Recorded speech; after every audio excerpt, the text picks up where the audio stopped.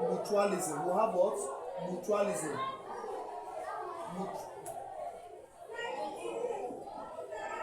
Mutualism.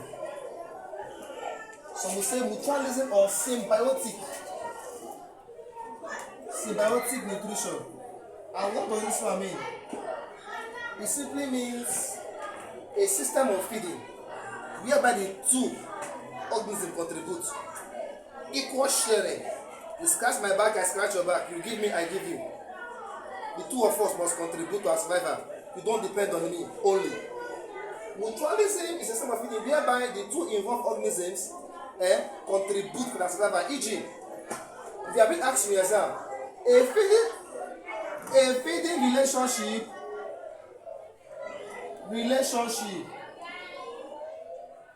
between nitrogen fixing bacteria and the roots of legumes. You can have cowpea or groundnut. What are even legumes? Legumes are crops that are found in pods. They produce their seed in pods. PODS. Legumes produce their seed in where? In pods. In where? In pods. That's how they produce their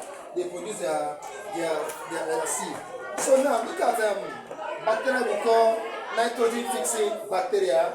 They are mainly found at the root nodes of these leguminous plants. They hide there. And why are they there? The plant gives house to this nitrogen fixing bacteria, e.g. azobata. Azobata is an example of a nitrogen fixing bacteria. I will not go in details. Some of them are nitrifying, some are denitrifying bacteria. But in essence, all of them, they are all, or they carry out what? Symbiotic what? Nutrition. You give me, I give you. The plant gives house to this bacteria, and in turn, the bacteria tells this plant thank you by attracting atmospheric nitrogen to them for their survival. Note that nitrogen is an example of a macronutrient. Macronutrients. What are macronutrients?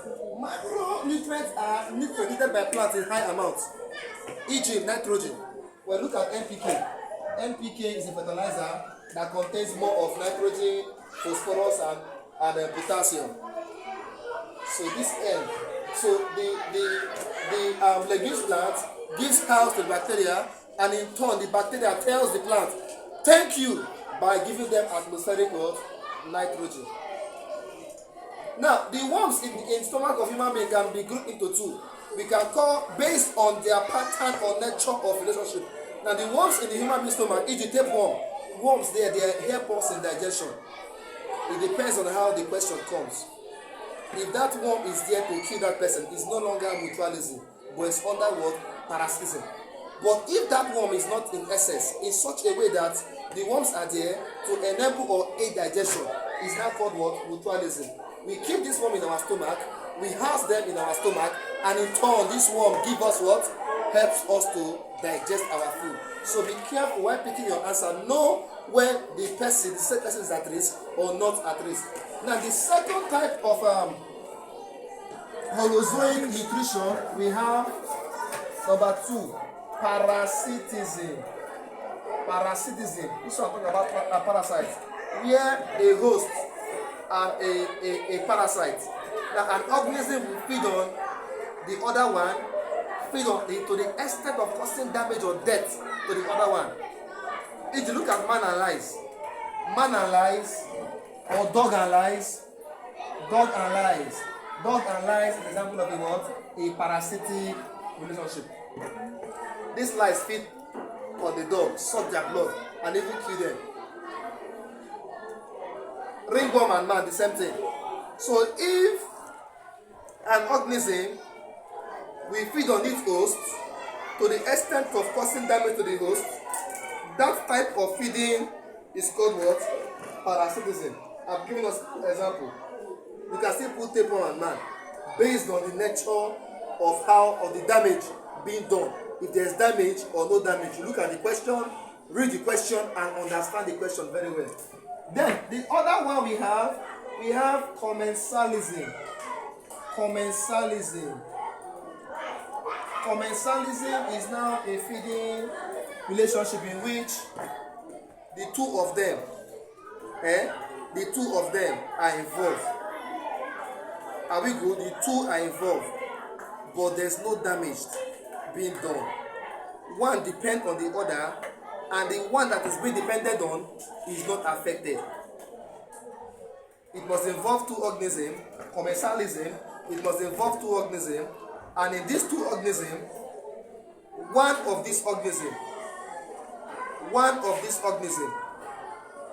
is not affected. E.g., let me just go straight. E.g., look at fen plant. Fen plant is a pteridophyte. Fen plant and palm tree. These fen plants grow on the body of palm tree very, very well, and the palm trees, they are not what? They are not affected. You can call fen plant an epiphyte. Fen plant is an epiphyte. Fen plant is an epiphyte. What is an epiphyte? An epiphyte is a plant that lives on the body of other plants for support. They are not there to harm that plant. They are just there because they cannot grow and stand on their own. The other one we now have as a feeding relationship we have saprophytism. We have saprophytism. Saprophytism is a feeding relationship whereby animals feed on dead, decayed organic matter. Animals will feed on dead, e.g. bacteria, virus, fungi. They will wait for, e.g. fungi will wait for that wood to be fallen, for that dead wood before it can come and grow. Bacteria will wait for animals to die before they can come and feed and decay, so that they can mix up with the soil. So these are the types of holozoic nutrition. In my next class, you'll be getting other topics from me. Thank you so much. Once again, I am Brain Booster. Thank you.